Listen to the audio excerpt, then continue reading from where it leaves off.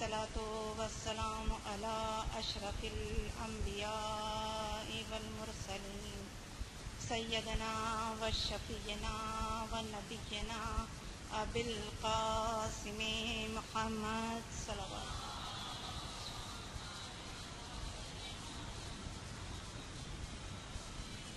وآله الطيبين الطاهرين المعصومين المظلومين أما بعد فقد قال الله تبارك وتعالى في محكم كتابه المجيد والفرقانه الحميد بسم الله الرحمن الرحيم فأقم وجهك للدين حنيفا فطرة الله التي فطر الناس عليها لا تبديل لخلق الله ذلك دين القيم ولكن أكثر الناس لا يعلمون أما بعد اللهم لعن أول ظالم ظلم حق محمد وآل محمد وآخر تابع له على ذلك اللهم لعن الإصابة التي جحدت الحسين عليه السلام وشايعت وبايعت وتابعت على قتله اللهم لعنهم جميعا بسم الله الرحمن الرحيم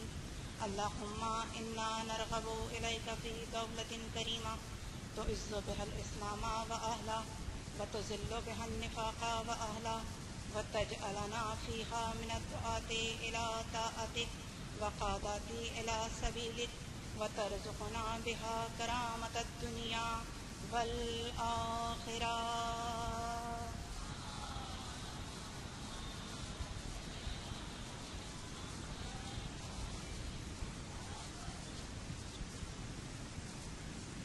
عزاداری سید الشہداء اور عصر غیبت کی ذمہ داریاں. یقیناً ٹاپک آپ کی سمجھ میں آ گیا ہوگا، لیکن لگتا ہے کہ شاید کچھ لوگوں کو سمجھ میں نہیں آیا. یعنی عزاداری سید الشہداء یہ تو سبھی جانتے ہیں کہ ہم آج کل کیا کر رہے ہیں. عزاداری سید الشہداء and our responsibilities in the era of غیبت امام.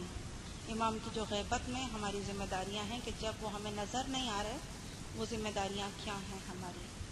اور عزاداری سید الشہداء کو سمجھنے میں روز بروز کیسے ہم معرفت کی جانب بڑھ سکتے ہیں، کیا کریں کہ معرفت امام بڑھ جائے. بس ذکر یہ ہے عزاداران گرامی کہ دل اللہ کی یاد سے غافل نہ رہے، اور فکر یہ ہے کہ کائنات کے عجائبات کو دیکھ کر، مخلوقات کو دیکھ کر، کائنات کے ذرے ذرے کو دیکھ کر، چمکتے ہوئے چاند ستاروں کو دیکھ کر انسان فکر کرے کہ اس پروردگار عالم نے یہ کائنات کیوں بنائی. کیونکہ جب ذکر کرتے ہیں تو ذکر کرنے سے تزکیہ نفس ہوتا ہے، اور جب فکر کرتے ہیں تو پھر علم اور یقین کے پردے جو حجابات ہیں وہ ہٹتے چلے جاتے ہیں، انسان یقین کی منزل میں آ جاتا ہے.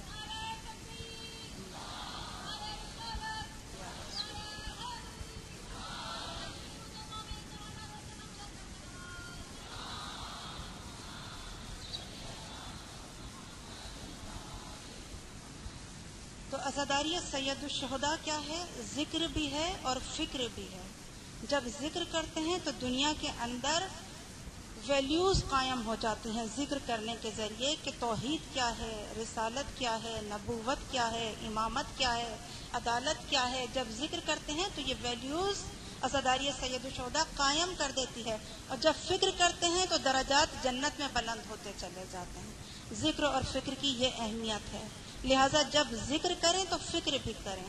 فکر کرنا بھی ضروری ہے، کیونکہ سید الشہداء کا مشن کیا ہے، پیغام کیا ہے. ایک چھوٹا سا جملہ میرے امام کا کہ جو آپ نے اپنے خطبے میں ارشاد فرمایا کہ الدراسۃ العلم لقاء المعرفہ، کہ علم کا درس معرفت کا لقاء ہے. یعنی معرفت سے جب ملاقات کرنی ہو تو پہلے علم کا درس لینا پڑتا ہے.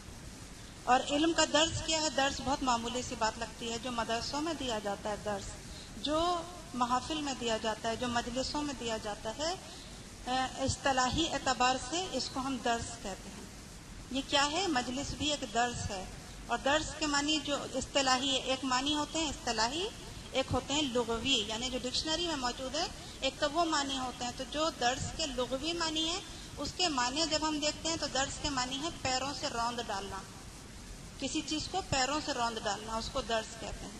اس کے علاوہ درس کس کو کہتے ہیں؟ درس جو فصلیں اگائی جاتی ہیں اور جب بالیوں سے گیہوں کو الگ کیا جاتا ہے, گیہوں کے خوشے کو, دانے کو الگ کیا جاتا ہے, یا جو کو الگ کیا جاتا ہے, اناج کو الگ کیا جاتا ہے, تو ابھی تو مشینوں کے ذریعے کیا جاتا ہے, لیکن جانوروں کے ذریعے بھی کیا جاتا تھا پہلے, اور ابھی بھی گاؤں میں کیا جاتا ہے کہ جانوروں کے قدموں کے نیچے وہ بچھا دیا جاتا ہے, اور جب جانور اس پہ چلتے ہیں دانا الگ ہو جاتا ہے, چھلکا الگ ہو جاتا ہے.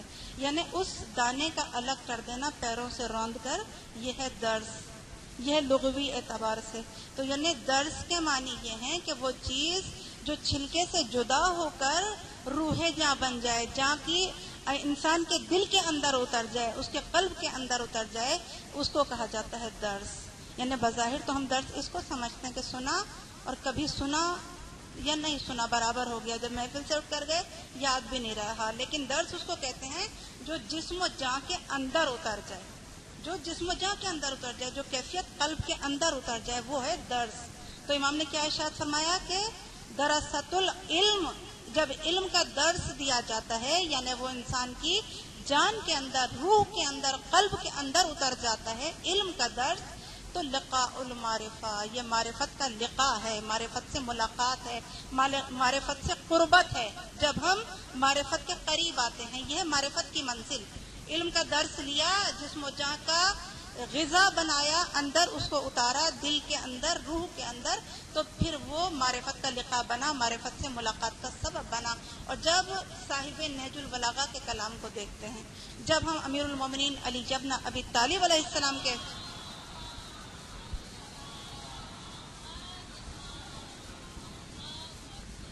تو نہج البلاغہ کا پہلا خطبہ, اور امام ارشاد فرماتے ہیں اول الدین معرفہ, دین کی معرفت کی ابتدا, دین کی ابتدا اس کی معرفت سے ہے, ابتدا ہی معرفت سے ہے. اور کمال المعرفت ہی بہی تصدیق, اور جب کمال ہوتا ہے معرفت کا تو انسان تصدیق کرتا ہے.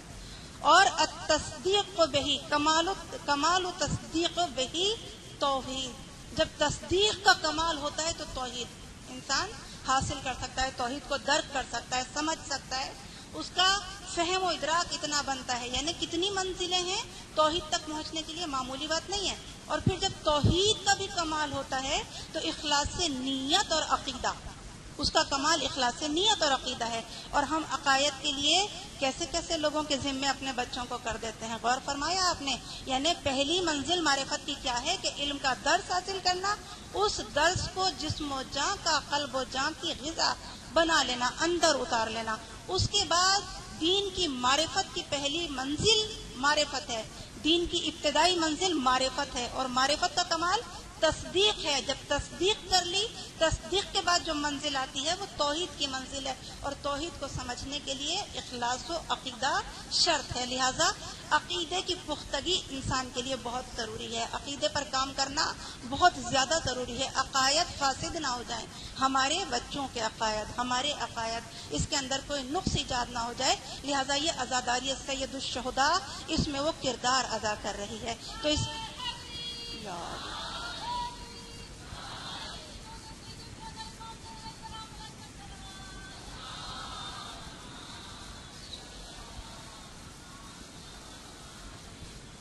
پھر اس عزاداری سید الشہداء کو قائم کرنے کے لیے کیسا اہتمام و انتظام ہے. جناب رسالت مآب نے تاریخ کا مطالعہ کیا ہے, جانتے ہیں کائنات بنی, نبی اور رسول آتے رہے, پیغمبر آتے رہے, کتابیں لاتے رہے, اور کتابوں کو لانے کے بعد کیا انجام ہوا. حضرت موسیٰ ذرا کوہ طور پر گئے, ادھر بچڑے کی پرستی شروع ہو گئی. یعنی ہر نبی کے دین کو بدلا اور بگاڑا گیا. حضرت ابراہیم کا دین بت پرستی میں تبدیل ہو گیا. تو جانتے تھے, سمجھتے تھے, تو پھر کیسے ممکن تھا کہ بغیر انتظام کے رسول رخصت ہو جاتے. انتظام کیا اور پہچانوایا.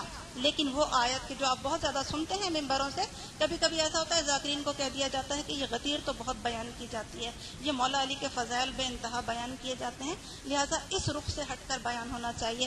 لیکن کیا ہوگا کہ جو ہماری نئی جنریشن ہے اسے پتہ ہی نہیں چلے گا غدیر کیا ہے. لہٰذا یہی ہوا کہ غدیر جبکہ رسول نے کتنا اہتمام و انتظام کیا تھا. ہم سب تو سنتے رہتے ہیں کیسا انتظام تھا, سلگتے ہوئے صحرا میں, جلتے ہوئے ریگستان میں, کہ گنجے سر تھے, اس پر دھوپ پڑتی تھی, کبھی حاجی وہ ابا اپنی سر پر ڈالتے تھے, کبھی قدموں کے نیچے ڈالتے تھے, کیونکہ جھلستی ہوئی ریت تھی.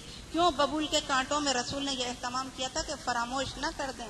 لیکن اس کے باوجود, اتنے اہتمام و انتظام کے باوجود, خلیفہ دویم کا دور تھا, اور ایسے میں ایک یہودی آ گیا, مسلمانوں کی کتاب ہاتھ میں اٹھائے ہوئے آ گیا, اور آیت کی تلاوت کی, الیوم اکملت لکم دینکم واتممت علیکم نعمتی ورضیت لکم الاسلام دینا. آج کے دین مکمل ہو گیا, کامل ہو گئی نعمت, اور اللہ جس دین سے راضی ہوا وہ دین اسلام ہے. کہا اس آیت کا شان نزول کیا ہے؟ ابھی کتنے دن گزرے ہیں غدیر کو کہ جس کے لیے کہا گیا تھا جو یہاں موجود ہے وہ یہ پیغام آگے بھی ٹرانسفر کرے, آگے بھی پہنچائے, اس کی ذمہ داری ہے نئی نسلوں کو ٹرانسفر کر دینا. لیکن اس کے باوجود وہ یہودی جب پوچھ رہا ہے تو لوگ کہہ رہے ہیں ہمیں نہیں معلوم غدیر کا پیغام کیا ہے, الیوم اکملت لکم دینکم کی تفسیر کیا ہے, اس کا شان نزول کیا ہے, کوئی بتانے پر آمادہ نہیں ہے. یعنی چند دن نہیں گزرے, غدیر کو بھلا دیا گیا. کچھ لوگوں نے تو بھلا دیا, اور کچھ لوگ ایسے بن گئے کہ جیسے جانتے نہیں ہیں. لہٰذا جب ماہ اذا کا چاند نمودار ہوتا تھا تو ائمہ اطہار علیہ السلام ایسا اہتمام و انتظام کرتے تھے کہ چھٹے امام کا طریقہ یہ تھا کہ ادھر فلک پر چاند اذا کا نمودار ہوا, سر سے امامے کو پھینک دیا, برہنہ پا ہو گئے, شدت گریا سے بے ہوش ہو جاتے تھے. ہر امام کا طریقہ یہی تھا. تو لوگوں نے کہا فرزند رسول اس قدر اہتمام کربلا کس وجہ سے؟ آپ اتنا اہتمام, شہادت تو آپ کی میراث ہے. یہ بار بار سوال کیا گیا امام سے کہ شہادت تو آپ کی میراث ہے. بس امام نے کیا ارشاد فرمایا کہ کربلا کا اہتمام اس لیے کیا کہ جیسے تم نے غدیر کو فراموش کر دیا, کہیں کربلا کو بھی فراموش نہ کر دو. اسی لیے اہتمام کربلا کیا گیا کہ اہتمام کربلا ہی دین کی بنیادوں کو صحیح طور پر قائم رکھنے والا ہے. لہذا اہتمام پروردگار عالم مشیت ایزدی ہے کہ اہتمام عزاداری سید الشہداء ہوتا رہے. اور کس کس طرح سے اہتمام کے ائمہ علیہ السلام نے جاتے ہوئے اہتمام کر کے گئے. چوتھے امام نے کیسے انتظام کیا؟ کہا کہ جب ایک شخص آیا اور کہا کہ فرزند رسول میرے بیٹے کی شادی ہے اور آپ شرکت فرمائیے. کہا کہ ہم شرکت نہیں کر سکتے. کہا مولا کیوں شرکت نہیں کر سکتے؟ کہا کہ اکبر کے بعد شادی ہمارے گھر سے رخصت ہو گئی. ہاں اگر تم ایسا کرو کہ تم پہلے مجلس عزا کا اہتمام کرو کہ جس میں اکبر کے مصائب کو بیان کیا جائے تو پھر ہم تمہارے گھر تشریف لائیں گے. چنانچہ عزاداری کا اہتمام کر کے جا رہے ہیں. پانچویں امام کیسے انتظام کر کے جا رہے ہیں کہ انہوں نے وصیت کی میرے بابا کی عزاداری کو قائم کرنا. مینا کے مقام پر 10 سالوں تک 800 درہم کا اہتمام و انتظام کر دیا کہ مینا کے خیموں میں عزاداری سید الشہداء برپا کی جائے. کیوں کیا؟ سیاست ہے دین کے اندر, ایک الہی سیاست ہے, ایک دنیاوی سیاست ہے. دنیاوی سیاست بہت گندی ہے. یہاں پر اقتدار اور اختیار کا نشہ, کرسی کا نشہ ایسا ہوتا ہے کہ انسان تمام کچھ بھول جاتا ہے مادے کے پیچھے, مادیت پرستی کے پیچھے اپنا دین, اپنا مذہب, اپنی ویلیوز, اپنی قدریں فراموش کر دیتا ہے. لیکن جو الہی سیاست ہے اس کے اندر قدروں کو قائم کیا جاتا ہے. کیوں امام نے اہتمام کیا مینا کے موقع پر؟ کیونکہ جانتے تھے کہ تمام دنیا سے حاجی گھر گھر کر آتے ہیں, مسلمان جمع ہو جاتے ہیں مینا کے مقام پر. اور وہاں پر جب اتنی کائنات, اتنی خلقت جمع ہوتی ہے, جب عورتوں کو حکم دیا جائے گا عزاداری سید الشہداء برپا کرو, جب خیموں سے رونے کی آواز بلند ہوگی, تو جب کوئی انسان آپ کو ہنستا ہوا نظر آئے سریرا, کبھی بھی کوئی سوال نہیں کرے گا کہ تم کیوں ہنس رہے, متوجہ نے یاد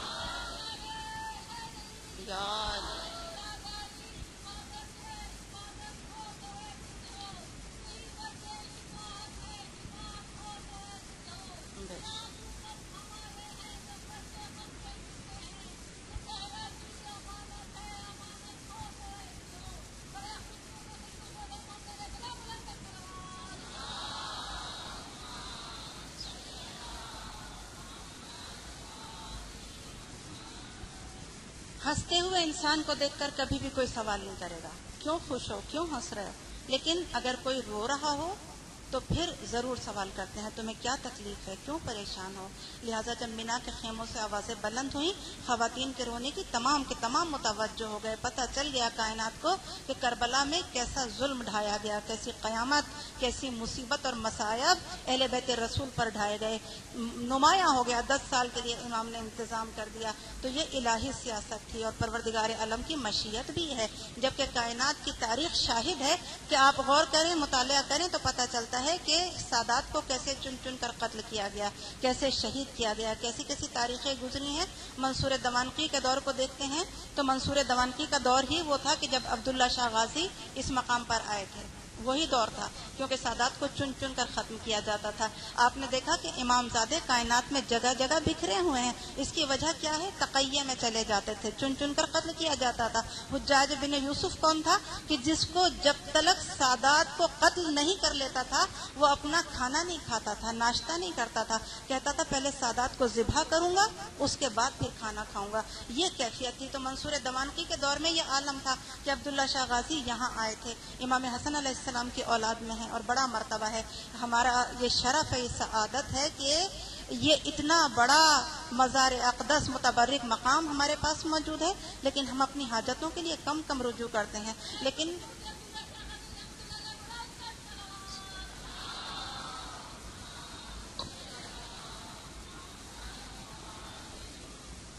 الحمدللہ ابھی تو اویئرنیس آئی ہے، ابھی تو دعائے ندبہ بھی ہوتی ہے، مجالس بھی ہوتی ہیں.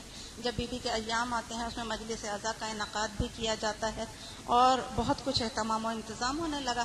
لیکن کس کے ہاتھوں میں ہے؟ ہمارے ہاتھوں میں تو نہیں ہے. یہ کس کے ہاتھوں میں ہے؟ ان کے کہ جو اس کے اہل نہیں ہیں. اہل ہم نے شکر ادا نہیں کیا اس نعمت کا. تو جب انسان ناشکرہ ہوتا ہے، شکر گزار نہیں ہوتا، تو نعمتیں اس سے سلب کر لی جاتی ہیں. جبکہ کبھی کبھی ایسا ہوتا ہے کہ ان بزرگ ہستیوں کے صدقے میں ہماری حیات کی بقا ہوتی ہے، لیکن اس کے باوجود نہیں ہم قدر کر پاتے. تو عزاداری سید الشہداء کیسے کیسے باقی رکھی گئی، کیسے کیسے قائم رکھی گئی، کس کے ثواب کا تذکرہ کیا گیا. میرے چھٹے امام نے ارشاد فرمایا، امام جعفر صادق علیہ السلام ارشاد فرماتے ہیں،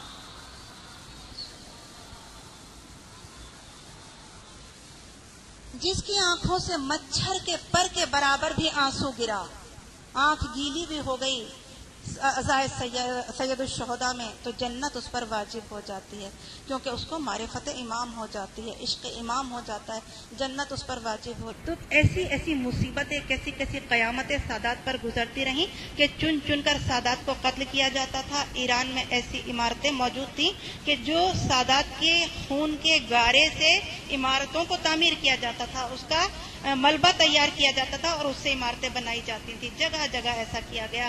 دنیا کے تمام مقامات پر یہ امام زادگان جو چھپ کر اپنا وقت گزارتے تھے، کہ یہاں پر بھی اسٹیل ٹاؤن پر 90 امام کے ایک صاحبزادے جو 4-5 نسلوں کے بعد ان سے ملتے ہیں، ان کا روضہ پایا جاتا ہے، ایک عبداللہ شاہ غازی. اور جب ہم ایران میں دیکھتے ہیں تو کتنے ہی امام زادے مختلف جگہوں پر اور تقیہ کی کیفیت میں چھپ جاتے تھے. کہ جو شاہ چراغ، آپ نے سنا ہے کہ شاہ چراغ ایک مقام ہے، یہ بھی امام زادے ہیں. اور ان کا پتہ کیسے چلا تھا؟ کہ بادشاہ شکار کھیلنے کے لیے گیا تھا اور اس وقت راستہ بھٹک گیا تھا، تو اس کے وزیر نے کہا کہ بادشاہ چراغ، بادشاہ چراغ، شاہ چراغ، شاہ چراغ، اور وہاں چراغ نظر آ رہا تھا. تب اس لحد کا، اس مقام کا پتہ چلا تھا کہ جہاں جا کر وہ روپوش ہو گئے تھے، چھپ گئے تھے، لیکن اس کے باوجود ان کو ڈھونڈ ڈھونڈ کر قتل کیا جاتا تھا. اور عبداللہ شاہ غازی کی شہادت بھی کیسے ہوئی تھی کہ یہاں پر منصور دوانقی کے آدمی آئے تھے اور انہوں نے تلاش کیا تھا، ہندوؤں نے تحفظ فراہم کیا تھا، لیکن جب دوبارہ سے آئے تھے تو ان کا سر کاٹ کر لے گئے تھے، جبکہ ان کو ہندو تحفظ فراہم کر رہے تھے، ان کی حفاظت کا انتظام کر رہے تھے. لیکن کیسے سادات پر ظلم کیے گئے. لیکن کیا اس عزاداری سید الشہداء کو روکا جا سکا؟ نہیں روکا جا سکا، بلکہ بی بی سیدہ کے جو کوثر کا مصداق ہیں، دن بدن ان کی نسل بڑھتی چلی جاتی ہے. آپ دیکھتے ہیں کہ دنیا کا کوئی گوشہ، کوئی کونا ایسا نہیں ہے کہ جہاں عزاداری سید الشہداء نہیں کی جاتی، جہاں جلوس نہیں نکالے جاتے، جہاں پر علم نہیں اٹھائے جاتے. ہر مقام پر نہ دنیا کا کوئی ملک باقی ہے، نہ کوئی خطہ ایسا باقی ہے جہاں سید الشہداء کا ذکر نہیں کیا جا رہا. لیکن عجب ہے کہ ہندو بھی درک کر رہے ہیں، سمجھ رہے ہیں، کافر اور مشرک بھی سمجھ رہے ہیں. میرا دل چاہتا ہے کہ ایک واقعہ آپ کی سماعتوں کی نظر کروں. مولانا طاہر جلولی نے یہ واقعہ پڑھا تھا کہ کیسے ہندو کی معرفت ہے حسین ابن علی سے. ہم اسے معرفت نہیں کہیں گے، جو معرفت کی ڈیفینیشن میں نے بیان کی اس کے حساب سے ہم معرفت نہیں کہیں گے، لیکن یہ انسانیت ہے کہ جب انسان کسی کا دکھ سنتا ہے، تکلیف سنتا ہے، بے ساختہ آنکھوں سے اشک جاری ہو جاتے ہیں. یہ فطرت انسانی ہے. انسان کا دل میں اتنا گداز اللہ نے رحم اتنا رکھا ہے کہ جب کسی کی مصیبتوں کو سنتا ہے لا محلہ آنکھوں سے اشک جاری ہوتے ہیں. کلکتہ میں ایک جلوس برآمد ہوا اور کلکتہ میں بہت زیادہ گرمی ہوتی ہے. ہم کراچی والے تو بہت خوش نصیب ہیں کہ یہاں موسموں کی شدت نہیں ہوتی، نہ برسات شدت پر ہوتی ہے، نہ گرمی شدت پر ہوتی ہے، اور نہ ہی سردی شدت پر ہوتی ہے. مانگے کے موسم تھوڑے دن کے لیے آ جاتے ہیں تو اس سے بھی ہم لوگ شور مچانے لگتے ہیں. ہم لوگ کہتے ہیں بہت شدت کی سردی ہو رہی ہے، یا گرمی سے ہم بہت پریشان ہو گئے، جبکہ اللہ کا بڑا کرم ہے ہمارے شہر کے اوپر. کلکتہ میں شدت کی گرمی ہوتی ہے. چنانچہ جب عاشورہ محرم کا جلوس نکلا، مولانا کہتے ہیں کہ میں ایک جانب کھڑا ہوا دیکھ رہا تھا. جلوس امام بارگاہ سے برآمد ہوا، اور جب برآمد ہوا تھوڑا سا آگے بڑھا تھا زلجنا، تعزیے، علم اور وہاں کی غریب عوام جو کہ بہت غربت زدہ تھے، ایسے افراد جلوس کو لے کر برآمد ہوئے.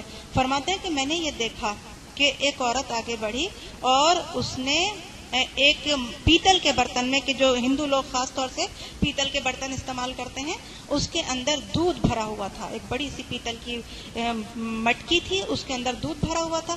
وہ دودھ لا کر اس نے زلجنا کے قدموں میں پلٹ دیا.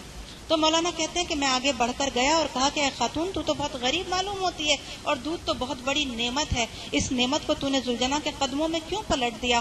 تو وہ تڑپ کر کہتی ہے بابا آپ کو نہیں معلوم، حسین کا ایک شیرخوار بچہ تھا جس کی ماں کا دودھ خشک ہو گیا تھا، اور وہ بچہ 3 شب و روز کا پیاسا شہید کر دیا گیا. میں نے اس بچے کی یاد میں یہ دودھ زلجنا کے قدموں میں نچھاور کر دیا. یہ ہندو عورت کا عشق ہے. ان ہندو عورت کی محبت امام حسین علیہ السلام سے حضرت علی اصغر تھے. مولانا کہتے ہیں اس شدت کی دھوپ میں کہ جب زمین سلگ رہی تھی، سورج تپ رہا تھا، یہ جلوس اور آگے بڑھا تو کہتے ہیں میں نے دیکھا کہ ایک لنگوٹی پہنا ہوا انتہائی غریب شخص کھڑا تھا. اس نے ماشکی کو حکم دیا. ماشکی کون ہوتے ہیں؟ جو مشک میں پانی بھر کر اپنے کندھے پر رکھے ہوئے ہوتے ہیں. اس کو حکم دیا پیسے دے کر کہ یہ مشک کا پانی حسین کے زلجنا کے قدموں میں نچھاور کر دو. چنانچہ اس ماشکی نے وہ تمام پانی زلجنا کے قدموں میں نچھاور کر دیا. مولانا آگے بڑھ کر گئے، کہا تو نے یہ کیا کیا؟ پیسے دے کر تو نے یہ پانی حسین کے زلجنا کے قدموں میں ڈلوا دیا؟ کہا کہ ہاں، اس لیے کہ حسین بہت پیاسے تھے، پیاسے رخصت ہو گئے دنیا سے، لہٰذا میں نے ان کی محبت میں، ان کے عشق میں یہ پانی نچھاور کر دیا زلجنا کے قدموں میں. مولانا کہتے ہیں اور جلوس آگے بڑھا. میں نے یہ دیکھا کہ خاتون آگے بڑھی جس کی گود میں نوزائیدہ بچہ تھا، شیرخوار بچہ تھا. اس نے لا کر وہ اپنا بچہ جلتی ہوئی زمین پر زلجنا کے قدموں کے نیچے رکھ دیا. ایک مرتبہ تڑپ کر مولانا نے کہا کہ بی بی تو کیا کر رہی ہے، ایسا کیوں کر رہی ہے؟ پیچھے آنے والے جلوس کے قدموں تلے تیرا بچہ نقصان نہ ہو جائے، کہیں کچل نہ جائے، کہیں زلجنا اس پر قدم نہ رکھ دے. تو وہ عورت تڑپ کر کہتی ہے کہ بابا حسین تو عطا کرنے والے کا نام ہے، حسین لینے والے کا نام نہیں ہے. 14 سال سے میں تڑپ رہی تھی اولاد کی نعمت کے لیے، لیکن جب بارگاہ حسین ابن علی میں آئی تو مجھے فرزند عطا کر دیا. لہٰذا حسین لینے والے کا نام نہیں ہے، حسین تو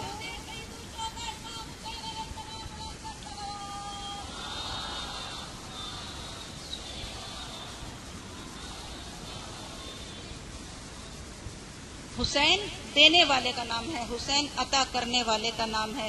لہٰذا حسین کبھی مجھ سے لے نہیں سکتے، انہوں نے تو مجھے عطا کیا ہے. یہ کس کا عشق ہے؟ یہ ہندو کا عشق ہے کہ جس نے نہ شریعت کو پڑھا، نہ کتاب کو پڑھا، نہ مجلس عزا کو اٹینڈ کیا.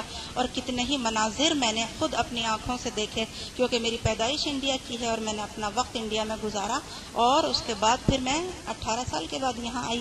تو کتنے ہی مناظر میں نے دیکھے کہ حسین ٹیکری ایک مقام ہے انڈیا میں کہ جہاں پر میں نے ہندو خاتون کو دیکھا کہ جس کے قدموں تلک بال لمبے تھے، اور وہ اپنے بال کبھی پیچھے لے جاتی تھی، کبھی آگے لے جاتی تھی، اور بارگاہ حسین ابن علی کو اپنے بالوں سے صاف کر رہی تھی. یہ عالم تھا عشق کا. کہاں سے آیا؟ کیونکہ حسین مرادیں پوری کرتے ہیں، حسین منتیں عطا کرتے ہیں، حسین حاجات کو روا کرتے ہیں. تو جب ہندو اتنا عشق کرے تو وہ کہ جو ہمارے روحانی پیشوا ہیں، وہ کہ جن کی نعمت کو اللہ نے ہمیں عطا کیا، ہمیں ان کی کتنی قدر کرنی چاہیے.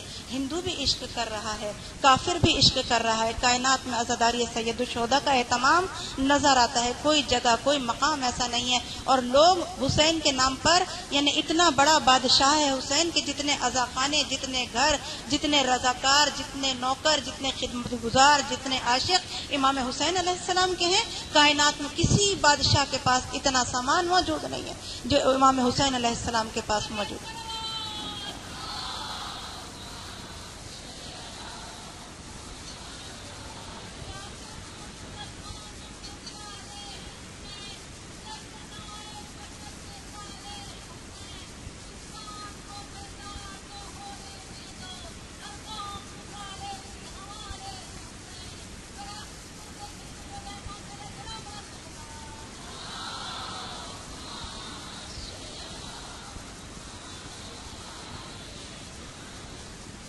اور پھر کیسی موت، کس طرح کی شہادت، کیسی دنیا سے رخصت کہ شاعر نے کیا خوب کہا کہ اے محمد موت وہ تیرے نواسے کو ملی، اے محمد موت وہ تیرے نواسے کو ملی، آج تک جس سے درخشاں ہے ضمیر آدمی، اللہ اللہ روشنی تیرے چراغ ذہن کی، کربلا کی دھوپ پر چھٹکی ہے اب تک چاندنی، یہ انی پر سر نہیں تیری انا کا تاج ہے، یہ انی پر سر نہیں تیری انا کا تاج ہے، کربلا تیرے نظام فکر کی معراج ہے۔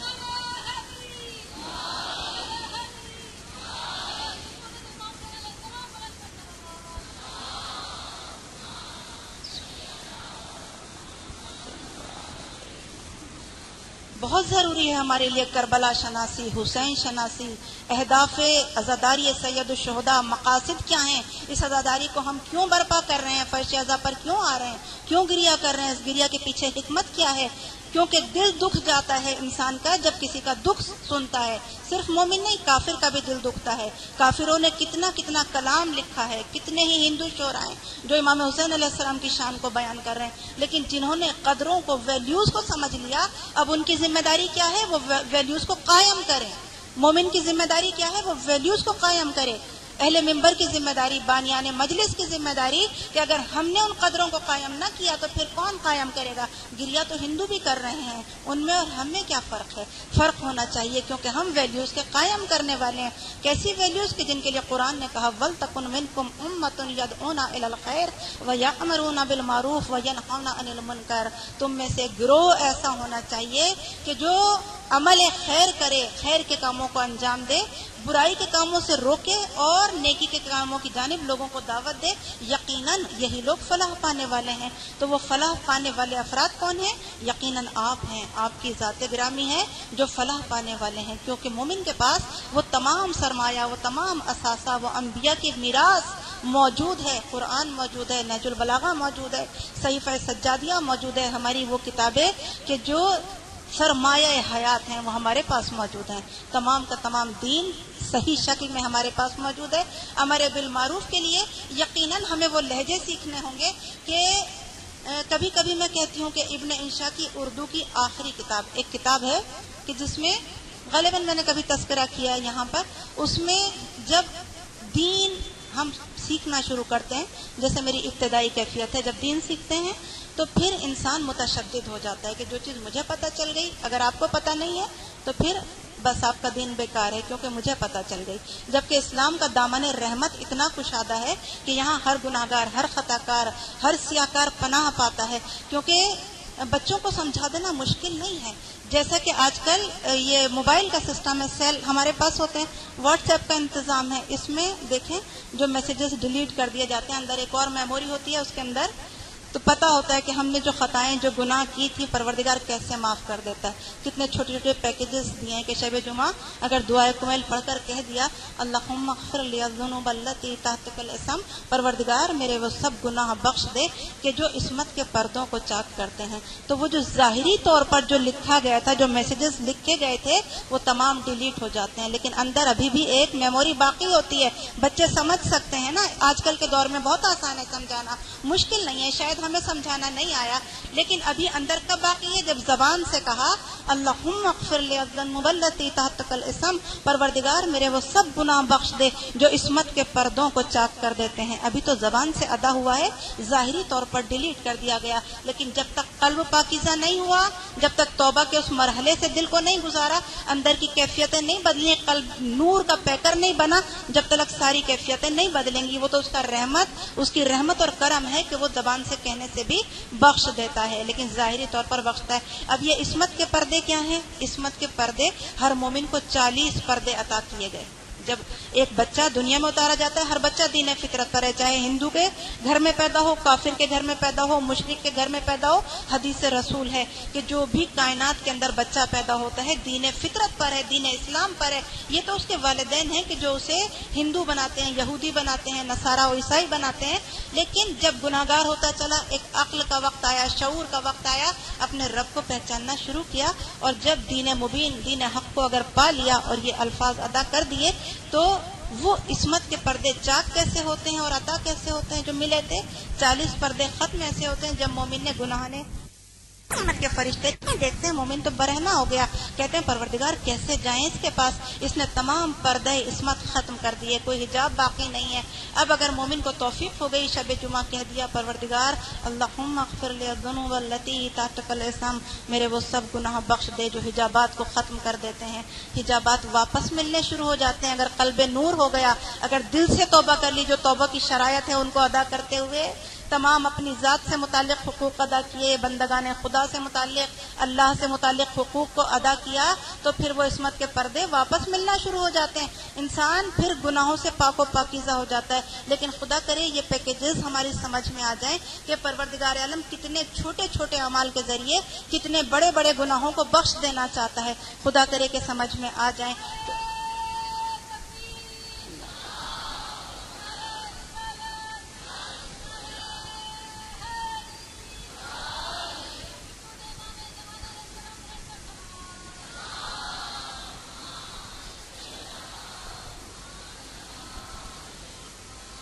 تو ویلیوز کو قائم کرنے کے لیے وہ لہجے تلاش کرنے پڑیں گے۔ جو ابن عشاء کی اردو کی آخری کتاب کا میں نے تذکرہ کیا، اس میں ایک سرکل بنایا گیا ہے، اور سرکل کے اندر ایک مولوی کھڑا ہوا ہے داڑھی والا، اور اس کے ہاتھ میں ڈنڈا ہے، اور ڈنڈا لے کر وہ ہر طرف گھوم رہا ہے اور کہہ رہا ہے چل نکل اسلام کے دائرے سے۔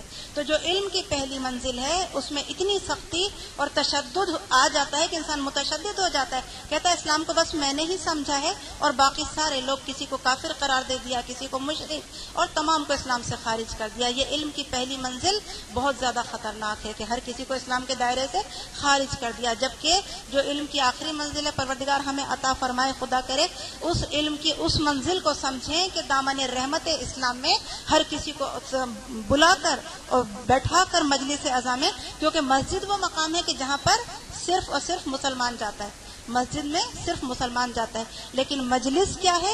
مجلس میں ہر کسی کو بلایا جانا چاہیے، مجلس میں اہل سنت کو بھی آنا چاہیے، مجلس میں جتنے بھی آپ کے دوست احباب جو آپ کے قریبی ہیں ان کو بلایا جانا چاہیے، اور ایسی زبانوں میں درس اور تدریس ہونا چاہیے کہ جو انسان کو حقیقی اسلام سے روشناس کرائے۔ اسلام بھگا دینے کا نام نہیں ہے، خارج کر دینے کا نام نہیں ہے، بلکہ دامن رحمت میں پناہ دینے کا نام ہے، اور یہی سب کچھ تو حسین ابن علی نے سمجھایا تھا۔ ہم تو بڑی آسانی سے بیان کر دیتے ہیں کہ مدینے سے قافلہ چلا اور مکہ پہنچا، اور حج کا احرام تبدیل کیا عمرے کے احرام میں، اور حسین نے میدان عرفات کو چھوڑ دیا، بڑی آسانی سے بیان کر دیتے ہیں، لیکن جب تاریخ کو اٹھا کر دیکھتے ہیں تو وہ لمحہ لمحہ کی اذیت، وہ لمحہ لمحہ کے مصائب، کربلا کے مصائب تو بیان ہو جاتے ہیں، لیکن کوئی اس امام مظلوم کے قلب مطہر سے پوچھے کہ جو کوششیں کرتا چل رہا ہے کہ مکہ میں کتنے وقت امام کا قیام ہے، 3 شعبان کو مکے میں وارد ہوئے ہیں امام حسین علیہ السلام، اور 3 شعبان کے بعد مختلف اوقات میں کبھی امیروں کو، سفیروں کو، گورنروں کو، کبھی عالموں کو، کبھی خطیبوں کو، ایک ایک کو بلاتے ہیں، لوگوں کو بلاتے ہیں اور شریعت محمدی کو سمجھانے کی کوشش کرتے ہیں، دین اسلام کی رحمتوں کو درک کروانے کی کوشش کرتے ہیں، فہم و ادراک تو پیدا کرو، اس اسلام کو تو سمجھو۔ بار بار چاہتے ہیں کہ اسلام سمجھا جائے، لیکن جب دیکھا کتنا وقت گزارا، 3 شعبان سے لے کر شعبان ماہ ماہ رمضان، اس کے بعد شوال، پھر ذیقعد اور پھر ذی الحج میں حج ہوتا ہے. یعنی 5 مہینے اپنی انتہائی کوششیں کی ہیں دین اسلام کو پھیلانے کی. اور جو امام کے خطبات ہیں وہ اتنے خوبصورت خطبات ہیں کہ ایک ایک جملہ تفسیر طلب ہے. انسان ایک جملہ پڑھے اور پوری مجلس اس کی تفسیر کرے. ایسے ایسے امام کے جملے ہیں جو انہوں نے دین کو سمجھایا ہے. لیکن مجالس کا طریقہ کار کچھ اس طرح سے ہے کہ بس چند باتیں بیان ہوتی ہیں، وہ سب کچھ بیان نہیں ہوتا. پھر امام نے وہ سب کچھ سمجھایا، بتایا، اور جب یہ دیکھا کہ حرمت کعبہ پامال کر دی جائے گی تو پھر بحالت مجبوری امام نے سفر کو اختیار کیا. اور کتنا مشکل تھا میرے امام کے لیے کہ جب ہم سب جاتے ہیں ہمیں معلوم ہے کہ کتنی زیادہ پریکٹس کی جاتی ہے، ریاضت کی جاتی ہے، اور ٹریننگ لیتے ہیں باقاعدہ حج پر جانے کے لیے کہ کیسے کیسے ارکان کو ادا کرنا ہے، کہیں ہمارا حج باطل نہ ہو جائے، کہیں کوئی رکن رہ نہ جائے. اتنی زیادہ عشق اور محبت کے ساتھ وہ تمام اعمال بجا لانے کی کوشش کرتے ہیں.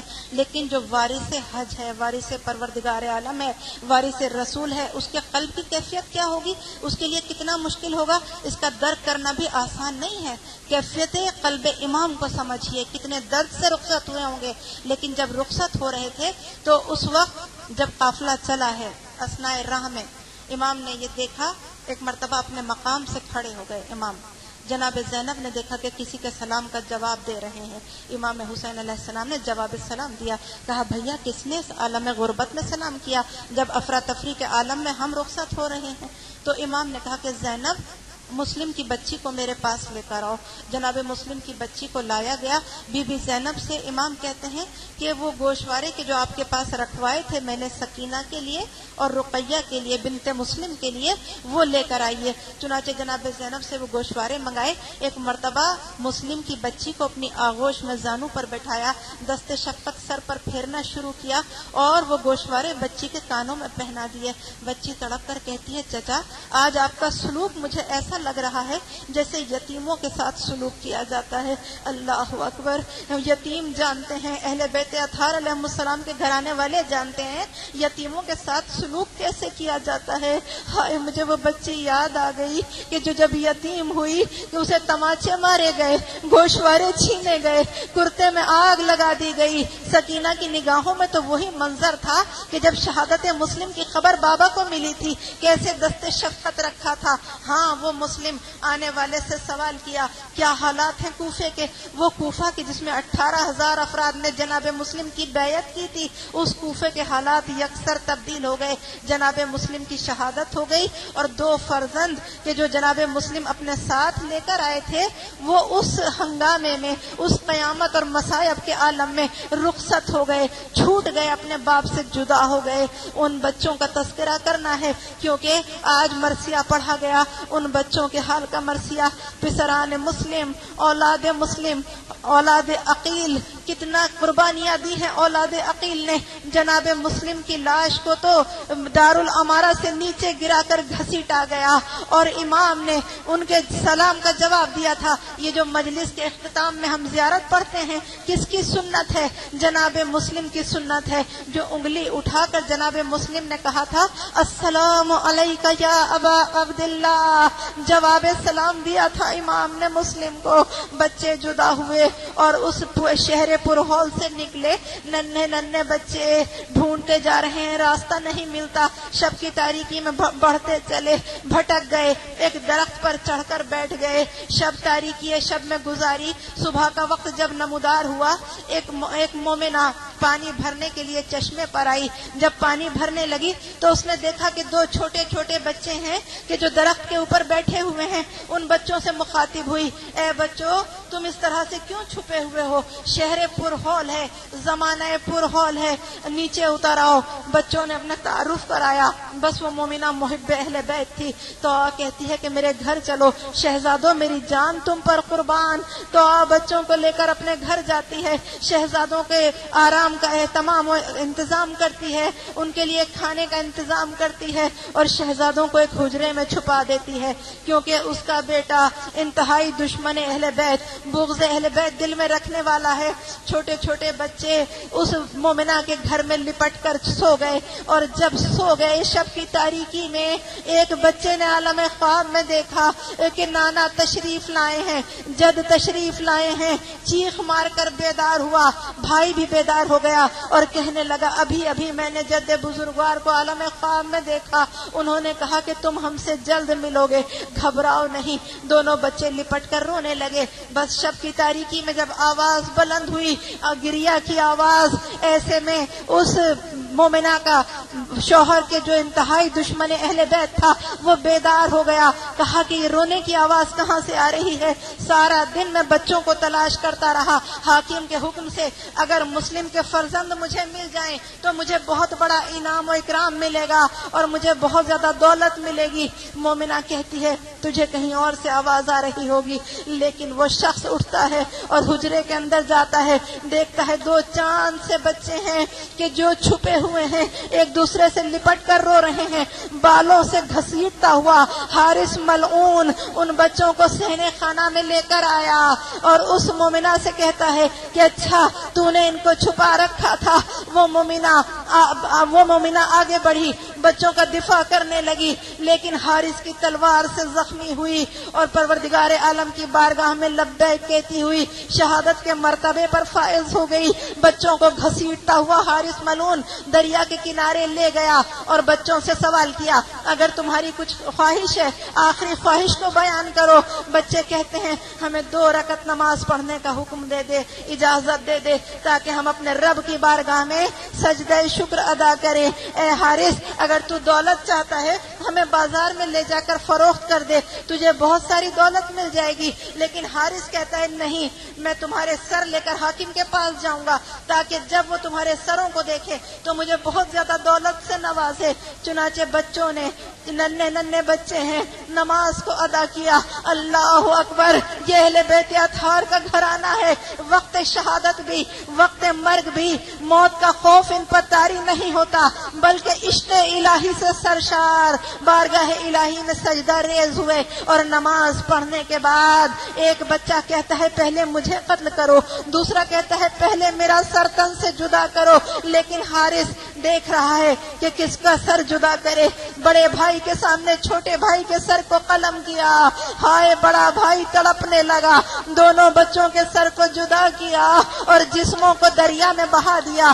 ایک جسم دوسرے جسم سے ملا، ہائے مسلم کے یتیم بچے، مظلوم بچے۔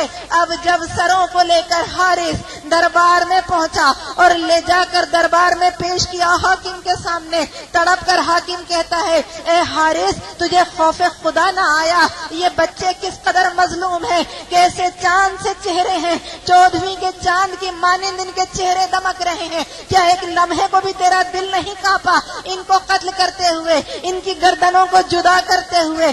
بس اب تیرا بھی انجام یہی ہوگا، اب تیرا بھی سرتن سے جدا کیا جائے گا۔ تو نے کس دل سے ان کو قتل کیا؟ ہمارا سلام ان ننھے بچوں پر اور ان ننھے بچوں کی والدہ گرامی پر، مقدرات عصمت و طہارت پر کہ آج یہ دین باقی ہے، یہ فرش عزا باقی ہے، ہم تک وہ پیغام پہنچا۔ بی بی رواب آپ پر سلام، مادر ابراہیم و محمد آپ پر سلام، زینب عالیہ آپ پر سلام، ام لیلا و فروا آپ پر سلام۔ یہ آپ کی محنتیں ہیں، یہ آپ کی عظمتیں ہیں۔ السلام علیک یا ابا عبداللہ وعلی الارواح التي حلت بفنائک، علیک منی سلام اللہ ابدا ما بقیت وبقی اللیل والنہار۔ السلام علی الحسین وعلی علی ابن الحسین وعلی اولاد الحسین وعلی اصحاب الحسین۔ الا لعنت اللہ علی اعدائہم اجمعین وسيعلم الذين ظلموا أيام منقلب ينقلبون۔ بار الہ واسطہ اس فرش عزائے حسینی کی عظمتوں کا ہمارے اس قلیل توسل کو اپنی بارگاہ میں قبول فرما۔ پروردگار بہت گناہ گار ہیں، خطا کار ہیں، لیکن تیرے محبوب بندوں سے محبت و مودت کا دعویٰ کرنے والے پروردگار اس محبت و مودت کے صدقے ہمارے گناہان کبیرہ و صغیرہ کو بخش دے. ان بہتے ہوئے آنسوؤں کے صدقے ہماری غلطیوں، ہماری کوتاہیوں سے درگزر فرما. معبود پیغام اسلام کو سمجھنے، اس پر عمل پیرا ہونے اور اسے آگے بڑھانے کی توفیق عطا فرما. ہمیں ہمارے بچوں کی بہترین تربیت کرنے کی توفیق عطا فرما. پالنے والے مقامات مقدسہ کی حفاظت فرما. زینب عالیہ کے روضے کی حفاظت فرما، اس کو آزادی نصیب فرما، ہم آزادی کے ساتھ اس کی زیارت کے لیے جا سکیں. پروردگار جو بیمار ہیں سید الساجدین امام زین العابدین علیہ السلام کا واسطہ، بالخصوص سیدہ مہر فاطمہ اور بہت سارے نام کے جو میرے ذہن میں ان کے چہروں کا تصور ہے، پروردگار ان کی بیماریوں کو ان سے دور کر دے، ان کی روحانی اور جسمانی بیماریوں کو دور کر دے. سامعین مجلس، بانیان مجلس، ذاکرین مجلس کے جملہ بیماروں کو شفائے کاملہ اور عاجلہ عطا فرما. پالنے والے جو روحانی بیماریاں، جو جسمانی بیماریاں ہمارے اندر ہیں ان کو برطرف فرما. معبود جو بچیاں رشتوں کے قابل ہیں اور ابھی تک اچھے رشتوں سے محروم ہیں، جناب سیدہ کی بہترین زوج کا واسطہ انہیں غیب سے بہترین بار عطا فرما. جو بچیاں اولاد سے محروم ہیں، بی بی رباب کی اجڑی ہوئی آغوش کا واسطہ انہیں نیک اور صالح فرزند عطا فرما. پروردگار ہمارے دلوں میں بے پناہ دعائیں، تمنائیں اور حاجتیں موجزن ہیں. اس عظیم فرش سے اٹھنے سے پہلے ہر بی بی کی جملہ شرعی حاجات کو پورا فرما. پالنے والے ہماری سب سے بڑی دعا یہ ہے کہ یوسف زہرا ہمارے امام کے ظہور میں تاجیل فرما، ہمیں ان کے اصحاب و انصار میں شامل فرما. ربنا تقبل منا انک انت السمیع العلیم. اللہم ارزقنا فی الدنیا زیارت الحسین وفی الآخرۃ شفاعۃ الحسین علیہ السلام. ماتم حسین.